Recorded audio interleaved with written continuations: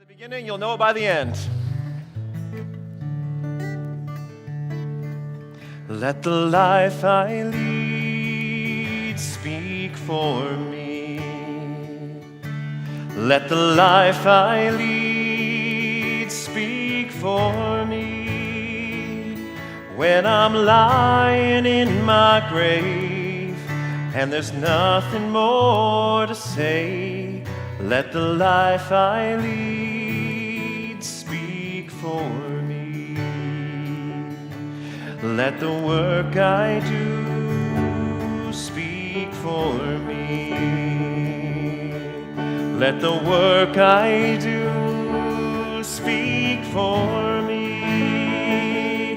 When I'm lying in my grave and there's nothing more to say, let the work I do speak for me.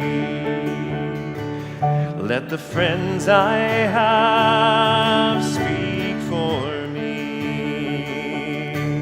Let the friends I have speak for me. When I'm lying in my grave and there's nothing more to say, let the friends I have speak for me. Let the love I give speak for me. Let the love I give speak for me. When I'm lying in my grave and there's nothing more to say, let the love I give speak for me. Let the life I lead speak for me. Let the life I lead speak for me. When I'm lying in my grave and there's nothing more to say, let the life I lead speak for me.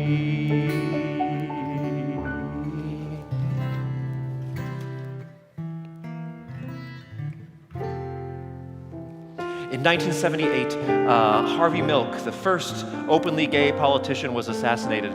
And what happened at the protests in San Francisco is that they were full of music. The San Francisco Gay Men's Chorus was created in that time, and social justice activist and songwriter Holly Near wrote this song, "We Are a Gentle, Angry People." We are a gentle, angry people, and we are singing, singing for our lives. We are a gentle, angry people, and we are singing, singing for our lives. We are a justice-seeking people, and we are singing, singing for our lives. We are a justice-seeking people, and we are singing, singing for our lives. We are a land of many colors, and we are singing, singing for our lives. We are a land of many colors, and we are singing, singing for our lives. We are gay and straight together, and we are singing, singing for our lives. We are gay and straight together, and we are singing, singing for our lives. We are a gentle, angry people, and we are singing, singing for our lives. We are a gentle, angry people, and we are singing, singing for our lives.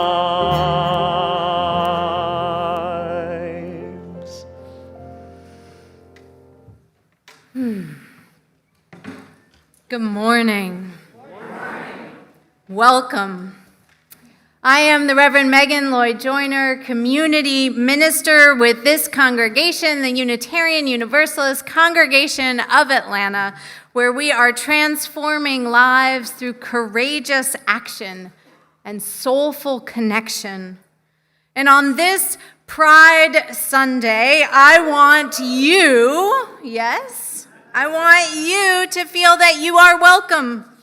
And more than welcome, you are cherished. If you are transgender, you are welcome here. If you are queer or non-binary, you are welcome here. If you are gay, straight, lesbian, bisexual, or questioning your sexual identity, you are more than welcome. You are cherished. If you are confused by some of the words I am using, you are welcome here too. We are celebrating the ways our life paths may diverge and be different than we once thought. And we have found ourselves here in this place, our new home. And we hope that you make this your faith home too, if it is not already. Welcome home, everyone. It is wonderful to be joined in leading worship this morning by our music director, Don Milton III, our accompanist, Willie Sullivan, just you wait. Our Director of Religious Education, Laura Beth Brown, as well as Shay Stewart and Letta Wu, and thank you to our team in the booth. It is good to be together this morning. I would like to welcome Letta now to light our chalice.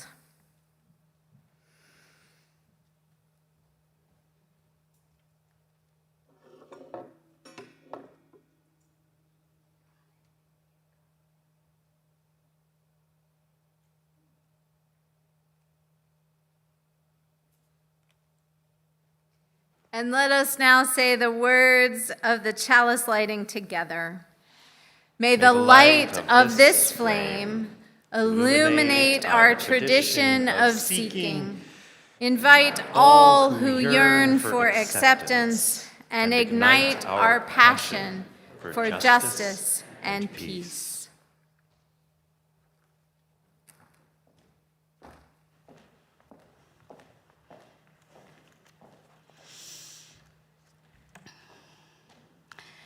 Have you ever wanted to go in a different direction?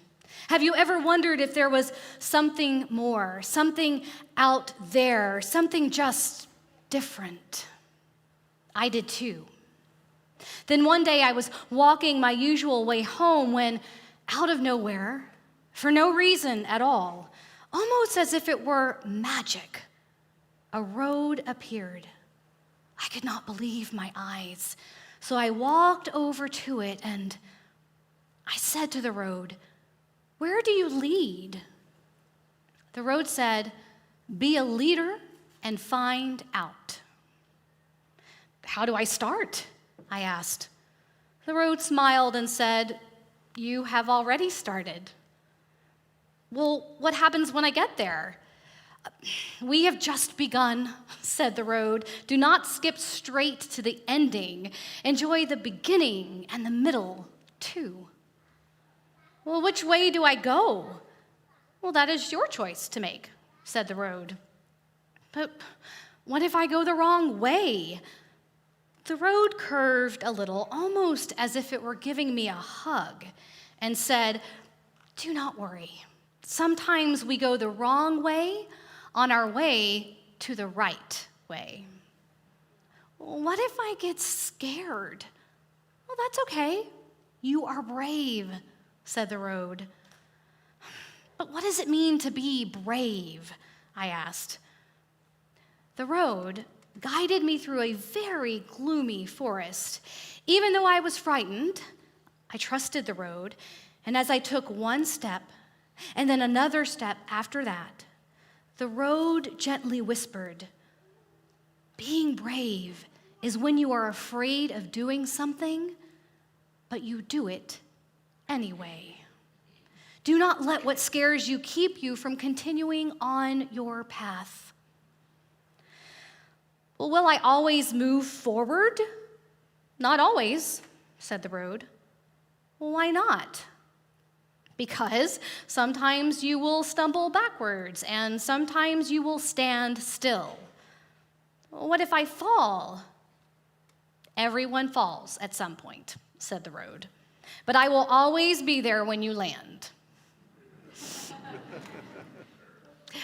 Well, what if I get lost? There may be some days that feel long and dark, said the road. But I promise that no matter what, I will give you the evening stars and the morning sun to light your way. Well, what if I grow weary or get hurt? I will give you trees of all shapes and sizes to shelter you when you need to rest and heal, said the road. What if I get lonely? You are never alone, said the road. Well, what if I change? Come with me, said the road. As I moved forward, the road introduced me to a caterpillar and a family of seeds. We did not stay long. The road began taking me on a journey through the seasons. I watched summer turn into fall and fall turn into winter, and as spring was upon us, I realized we had gone in one big, beautiful circle. I looked down and found I was standing in front of the caterpillar and the seeds once more, only the caterpillar was no longer a caterpillar, and the seeds had turned to flowers of every color swaying in the sun. The road then raised me up and said, "All things grow and change." That is the magic of being alive. You too will find your wings. You too will bloom. No living thing is meant to stay the same. Well, what if I need help on my journey? Ask your fellow travelers along the way. What if they are mean to me? Lead them to kindness, said the road. How? By being kind. What if they want to fight? Lead them to peace, said the road. How do I lead them to peace? By listening to their stories, telling them yours, and reminding them that you are all on this journey together. What if the world around us is filled with hate? Lead it to love. How? By sharing the power of your love with it, said the road. Well, what if I can't do it? You can, said the road. How do you know? Because you have come this far, said the road. I said to the road, "Where do you lead?" The road said, "Be a leader and find out."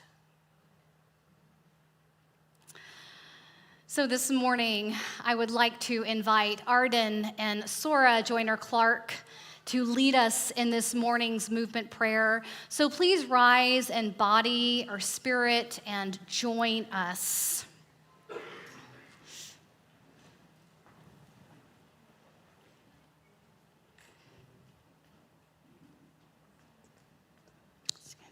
there.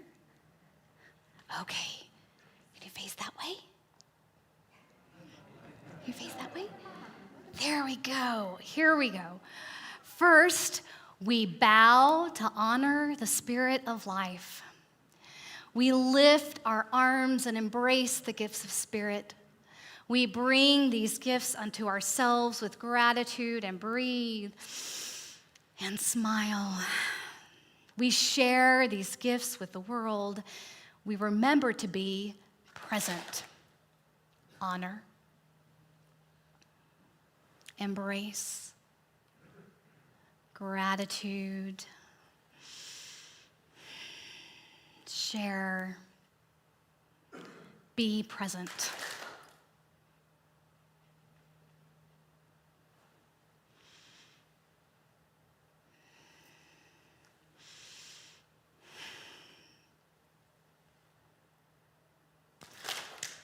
Amen. Blessed be. Thank you. Thank you, Arden and Sora.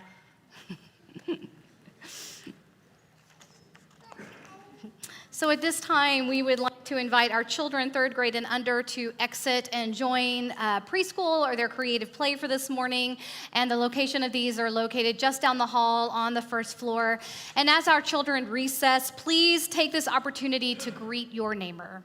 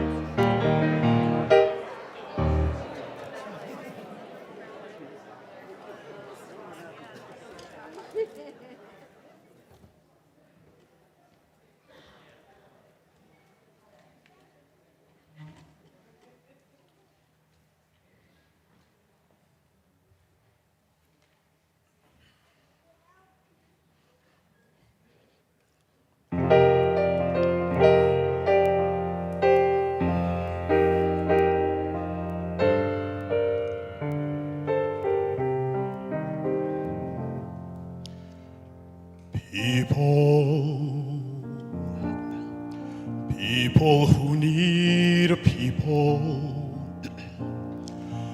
are the luckiest people in the world. We're children needing other children, and yet letting our grown-up pride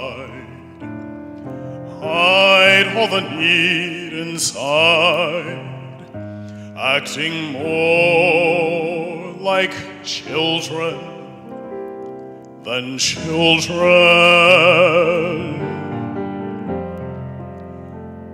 Lovers are very special people. They're the luckiest people in the world. With one person, one very special person, a feeling deep in your soul says you were half, now you're whole. No more hunger and a thirst, but first be a person who needs people. People who need people are the luckiest people in the world.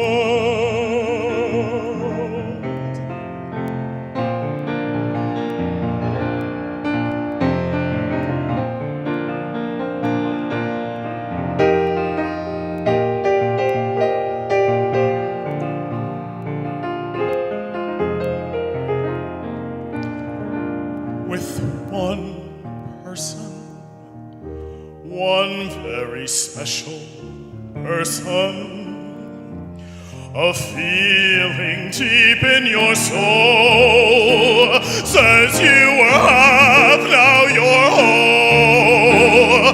No more hunger and a thirst, but first be a person who needs people.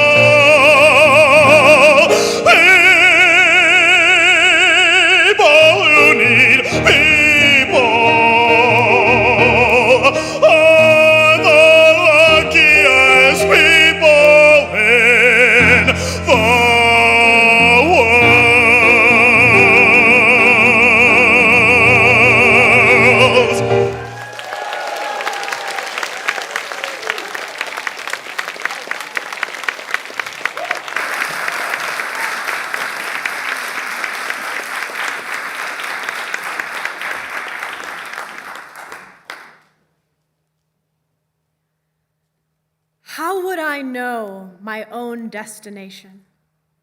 It is enough for me to set out, to get there somehow, knowing that in my arrival is my end.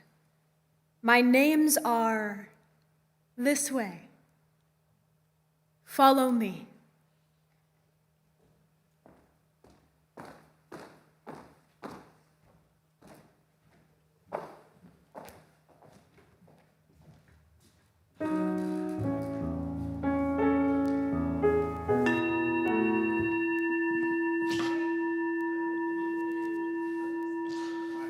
It's in the right key.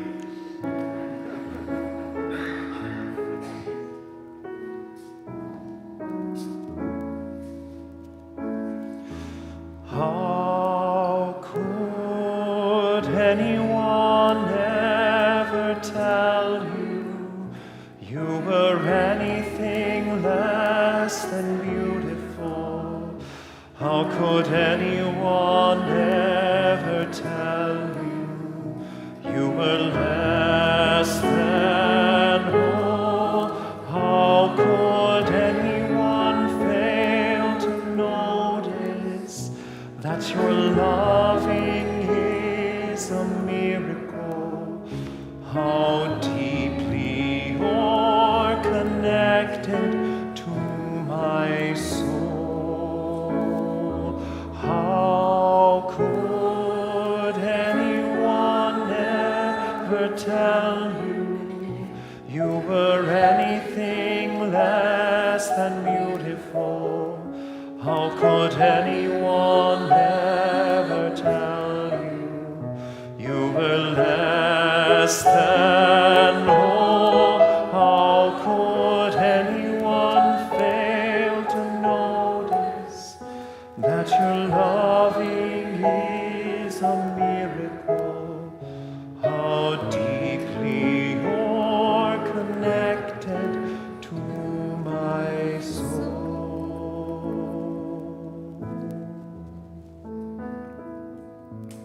Let us put hands on hearts. Feel the heartbeat, connection to life. Breathe in peace. Say to yourself silently, I will love myself. I will love others. And that love can heal the world. At this time, you are invited to say the names of people you are holding in your hearts this morning. Speak their names out loud into this holy space now.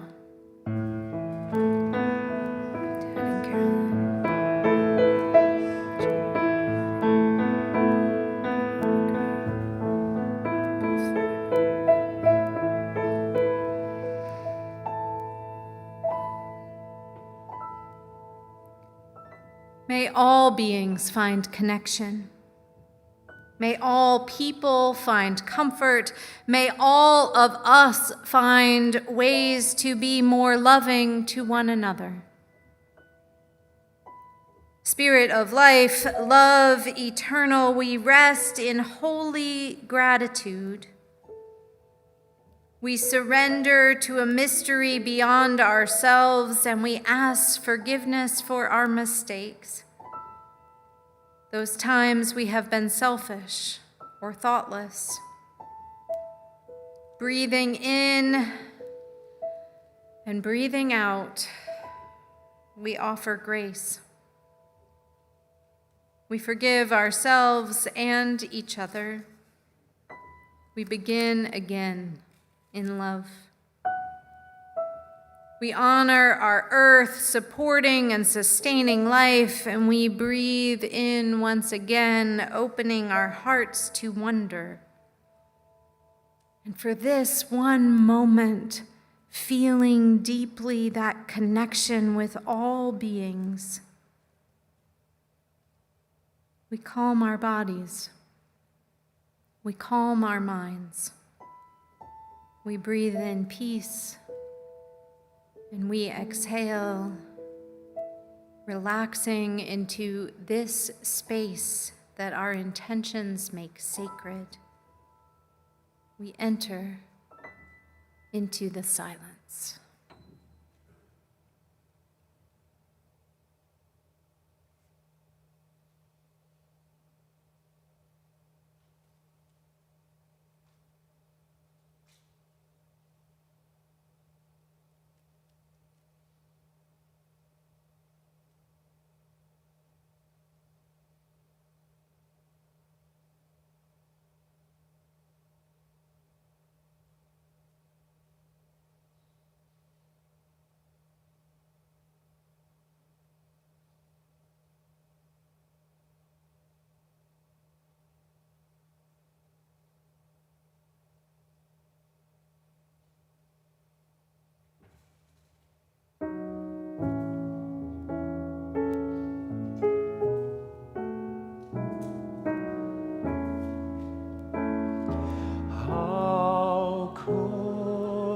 Anyone ever tell you you were anything less than beautiful?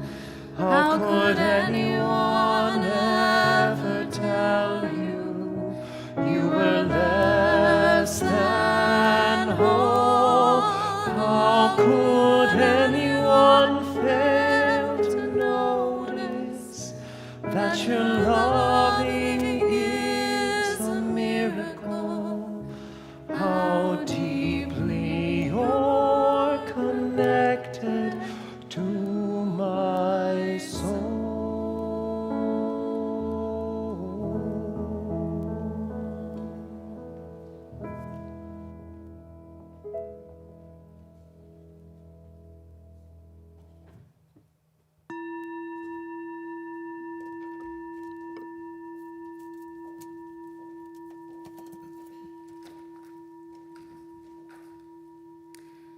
Good morning.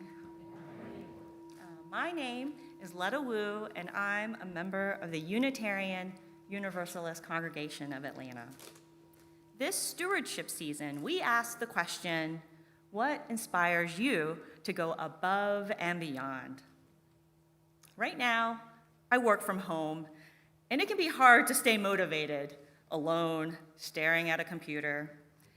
I feel lucky to have a job and work from home, but sometimes I feel adrift. I'm both driven and focused, and also easily distracted, especially by makeup videos on YouTube. I'm friendly and open, but I also carry doubts and suspicions. I'm fiercely independent, but I also need people. I need all of you. As Maya Angelou wrote, nobody but nobody can make it out here alone. I'm many things I'm still discovering.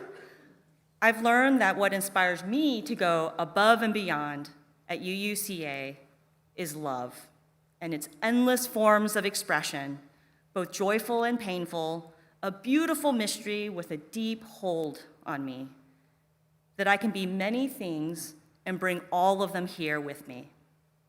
When I'm feeling adrift, and yes, lonely, I know UUCA is a place where I can bring my contradictions to help me grow my faith and lean into the beautiful mystery of love with all of you.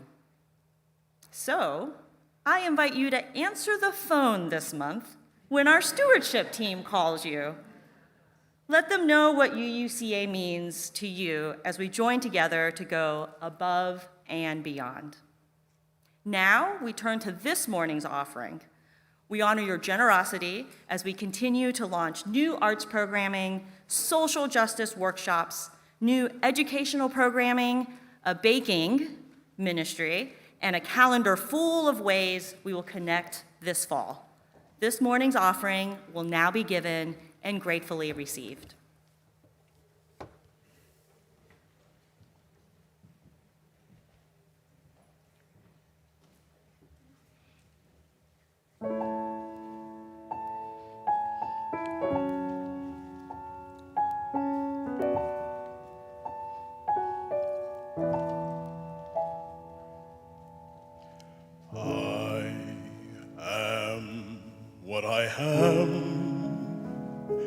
I am my own special creation. So come take a look. Give me the hook or the ovation. It's my world that I want to have a little pride in.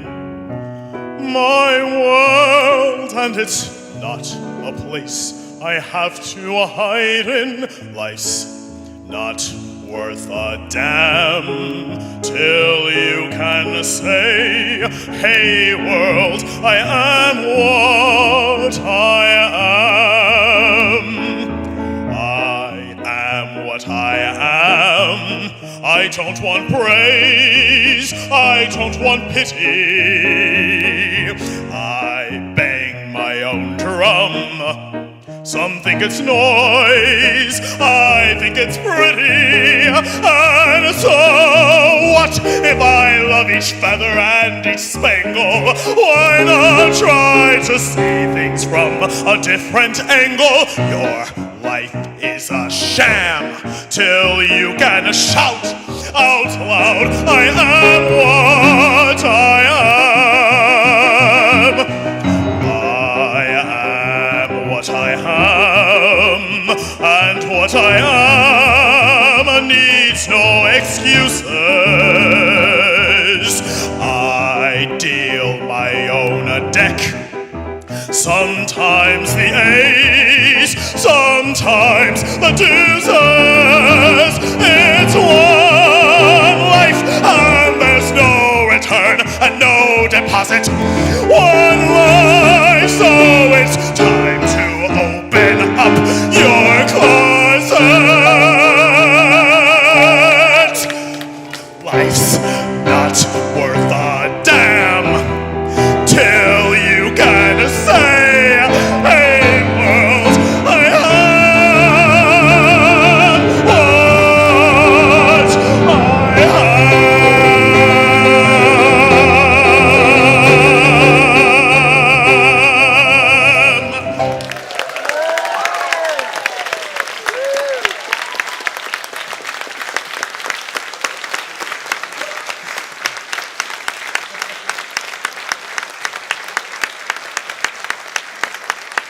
And I should just say, contrary to what our outfits may say, I am the gay man here, not Don Milton.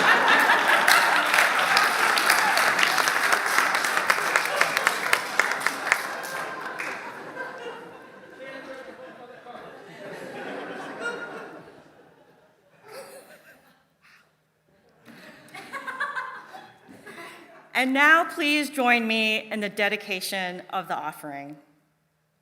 To the work of this congregation, which is weaving a tapestry of love and action we call community, we dedicate our lives, and these are offerings.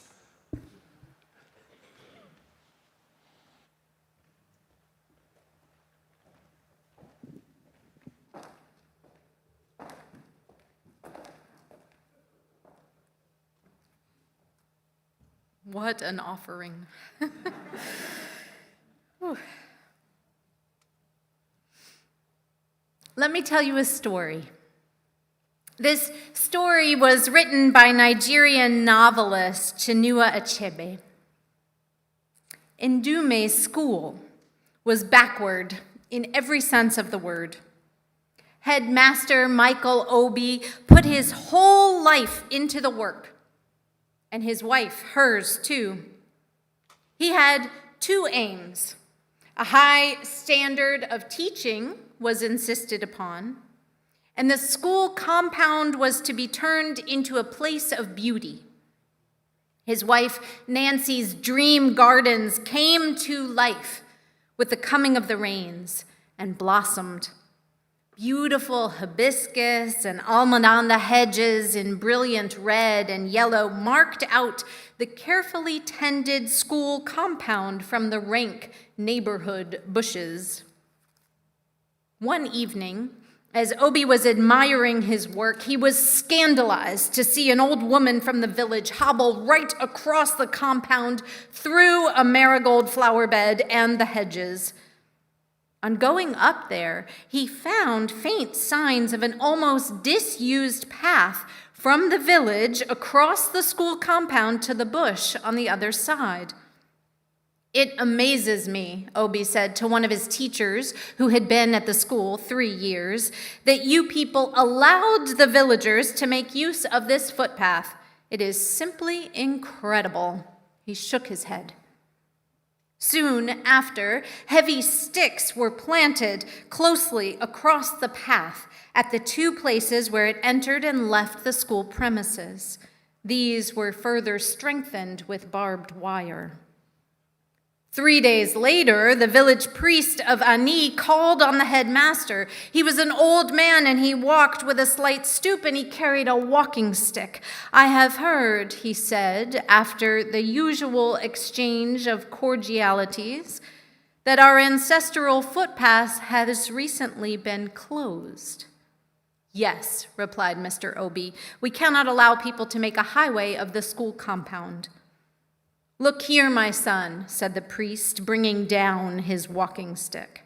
"This path was here before you were born and before your father was born. The whole life of this village depends on it. Our dead relatives depart by it, and our ancestors visit us by it. But most important, it is the path of children coming in to be born." Achebe's short story, Dead Man's Path, is short. It is less than 4 pages long. It continues briefly after this exchange, though, with the death of a woman in childbirth. There was no path for the child to come in by, you see. And after that, the villagers have just about enough of Mr. Obi's zeal. And so they tear down the fences, and they tear down the barbed wire, and they tear down the bushes and the gardens, and they tear down a school building. The path of the dead and the path of the living, and the villagers win in the end. They will not be subdued. The ancestral footpath in Achebe's story reminds me of the paths that we travel, the paths we discover, the paths we forge. Some of these paths have led the dead to their end. Others have helped children to be born, and still others have shown us new ways that we never could have imagined. They are the paths of our hearts, the paths of our deepest knowing, our strongest desires. They are the paths our ancestors traveled and the ones our children's children will know. I am speaking metaphorically, of course, but footpaths like the one in the story of Mr. Obi and the priest are a very real worldly phenomenon. Some of the ways forged by the footsteps of walkers are ancient, like the one in the story, and institutions and edifices are built on and around them. Others emerge after landscapes are meticulously planned and planted. I first noticed paths like that about 10 years ago when my spouse, Anthony, was a graduate student at another beautifully manicured school. At the end of the day, I would walk to meet him at Yale's environmental school, following the paved paths through the campus until I got to the hill behind his building. There, the paved path continued straight ahead, leading to the sidewalk that directed pedestrians toward the front of the building, known as Croon Hall. The back door of Croon, though, was right up the hill. And so, ever since the building had opened in 2009, students and faculty alike had veered off that paved path and marched up that hill. And by the time we were there in 2011, a well-worn path had already appeared. "What do you think this is called?" Anthony asked one day as we walked along the path to Croon's back door. "What?" I said. This situation," he said, "of there not being a path where people want to go and them making one. There has to be a name for it." It turns out there is a name for it: desire paths. According to Robert Macfarlane, the author, desire paths are, quote, "the paths and tracks made over time by the wishes and the feet of walkers, especially those paths that run contrary to design or planning. Free will ways," he calls them. They happen in the seats of government. The lawn of the National Congress of Brazil is one example, with paths crisscrossing an otherwise manicured lawn. They happen on backwoods trails. They happen on college and hospital campuses, in public parks, and yes, in ancestral villages. Desire paths might infuriate zealous headmasters, but they often inspire urban planners, because they give them insight into where and how people want to be moving, into the reality of people's lives, into the forces that guide us. According to Andrew Furman, a professor of interior design and architecture at Ryerson University in Toronto, desire paths tell us about the importance of not having someone prescribe your path. These unplanned and unpaved thoroughfares help all of us to see what the world looks like when we step off the path that has been outlined for us. Desire paths, Furman says, are about not following the script. Instead, he says, they exemplify resistance. He goes on, an individual can really write their own story. It's something really powerful, he says, if you do have that agency to move. Now, many of us know how costly and how precious and sometimes how scarce that agency can be. And so I wonder this morning, how has your story been written? The story of your life, the story of your love, of your work, your passion, the story you are still writing in this moment, and this one, and this one. Has your story been written along a single paved path, straight narrow, set out for you at birth? Parts of it, perhaps, but I would venture to guess not all of it, by the very simple fact of your presence here this morning. I would guess that somewhere along the way you veered off one path or another and took a path that wasn't prescribed. Maybe you even had to tear down some barbed wire to get to the path of your desire. Desire, by the way, comes from the Latin, meaning feel the want of, miss, regret. Desire paths are not just those we want to take, they are the ones we will regret not taking, the ones we are compelled to venture down. Perhaps the path you took was a path of defiant resistance. It was most likely not the path of least resistance, because instead of staying on the paved path, instead of staying on level ground, at some point you marched up the hill. And I wonder if the desire path or paths that you've followed in your life have led you right to where you wanted and needed to be. Because sometimes they do, and sometimes they don't, right? Sometimes we don't know that the path we are on is the one most deeply connected to the desires of our hearts until we are deep in the gloomy wood, until we are in uncharted territory, unsure of where we are headed. And in those moments, we have to trust the path itself. We have to trust that still small voice within that tells us this way, follow me. Does that sound familiar? For many of us, it sure does, because this congregation followed a long and winding desire path through many wilderness years to reach this destination. And the journey continues. It is an uncharted communal journey that requires all of us to both lead and to follow at times, to trust ourselves and each other, and to care for one another. It requires us to understand the desires of our hearts and the call of the Spirit. I have been thinking about desire paths again of late because I recently started out on a new path. I am the newest chaplain at Woodward Academy here in Atlanta. It is a job I never would have imagined for myself, and one that I think I have been working toward for the past 20 years of my professional life. I am teaching comparative religion to high school seniors and social emotional learning to kids from kindergarten to 6th grade. I am guiding middle schoolers and high schoolers in strengthening our interfaith community, and I provide pastoral care to a community of over 3,000 students, faculty, and staff.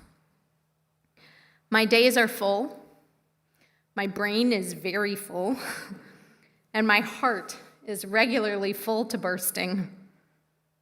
I will tell you, I have not spent as much time as I have with high schoolers in the past few months since I was a high schooler myself. And I had forgotten how terrifyingly amazing everything is when one is 15, 16, 17, 18.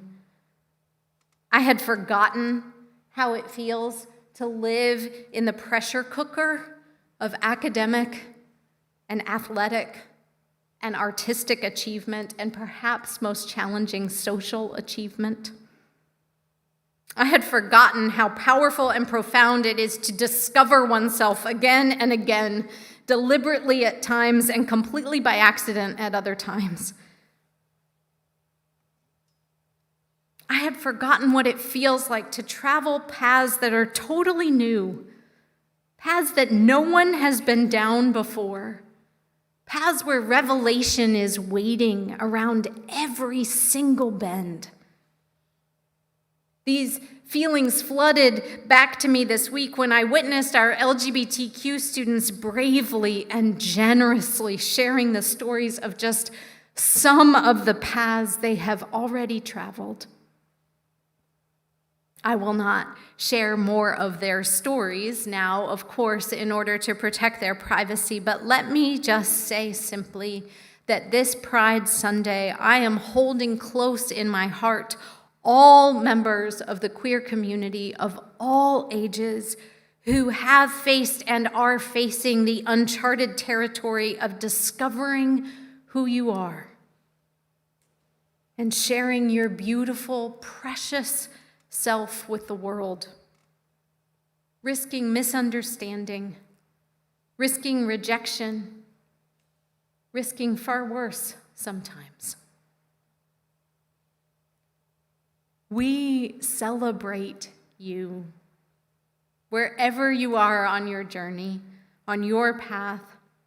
This congregation, this people, this faith are like fans at a marathon, holding up signs with your name on them, cheering you on. We have food, and we have water, and we have foil blankets, and we are ready to run alongside you, and we are ready to stop when the time is right, and we are here to witness the joy and the pain and the hardship and the triumph.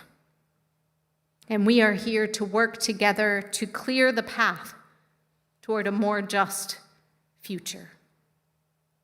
Because that is the power of community, is it not? The wisdom and the power of people who need people. Queer community, religious community, school communities. There is power when fellow travelers invite others to travel along our paths. Power in saying, let me understand your journey better by following the path of your desire, the way of your wishes for a time. Let me trip through the pitfalls. Let me witness the dangers you've faced. Let me see what you've discovered along the way, and let me see in turn what I might discover too, and then what we can discover together. Because the truth is, not one of us knows our destination. Each of us travels our way one moment at a time. That is the curse and the blessing of the magic of being human. We are what we are, after all.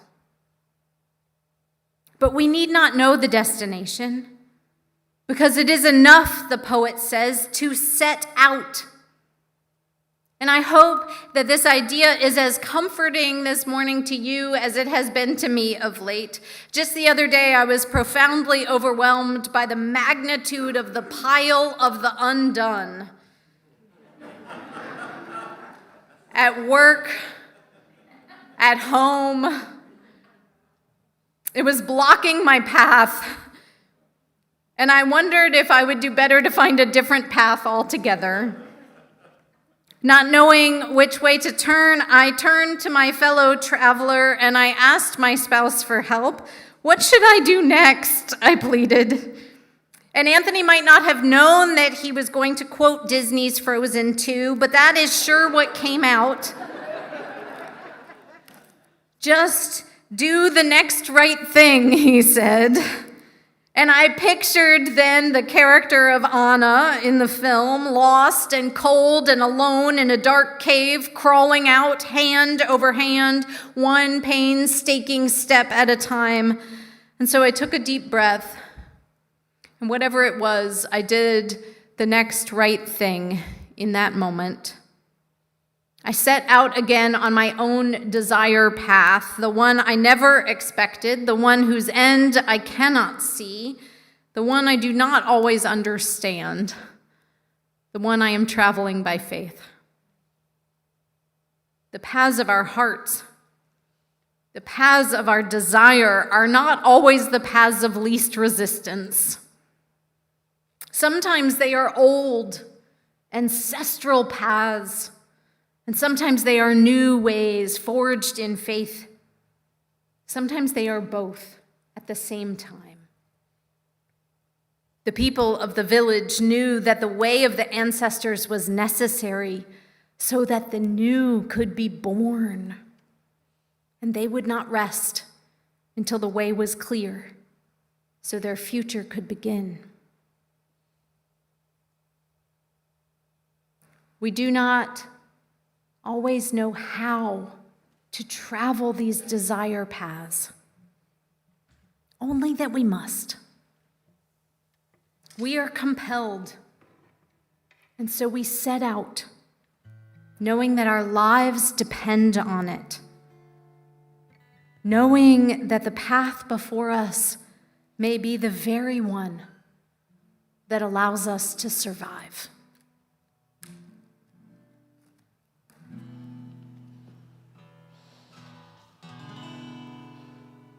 At first I was afraid, I was petrified.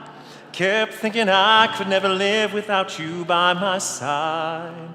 But I spent so many nights thinking how you did me wrong, and I grew strong. I learned how to get along and know you're back from outer space. Just walked in to find you here with that sad look upon your face. Should've changed that stupid lock, should've made you change your key. If I'd known for just 1 second you'd be back to bother me. Go on now, go, walk out the door. Just turn around now, you're not welcome anymore. Weren't you the one who tried to hurt me with goodbyes? You think I'd crumble? You think I'd lay down and die? Oh no, not I will survive. Oh, as long as I know how to love, I know I'll stay alive. I got all my life to live, and I got all my love to give, and I will survive. I will survive. Hey, hey. May the lives we lead and the paths we travel speak for us. May the love we give enable each of us and all of us not just to survive, but to thrive. We hold our heads high and we travel by faith, knowing we are not alone, never alone, but loved and cherished and miraculous and beautiful. Go in peace, friends. Go in love. Give peace. Give love. It took all the strength I had not to fall apart. Kept trying hard to mend the pieces of my broken heart. And I spent so many nights feeling sorry for myself. I used to cry, but now I hold my head up high and you'll see me somebody new. I'm not that chained up little person still in love with you. Oh, you felt like dropping in, you expect me to be free. I'm saving all my loving for someone who's loving me. Go on now, go, walk out the door. Just turn around now, you're not welcome anymore. Weren't you the one who tried to hurt me with goodbyes? You think I'd crumble, you think I'd lay down and die. Oh no, not I will survive. Oh, as long as I know how to love, I know I'll stay alive. I've got all my life to live, and I got all my love to give, and I will survive. I will survive. I will survive.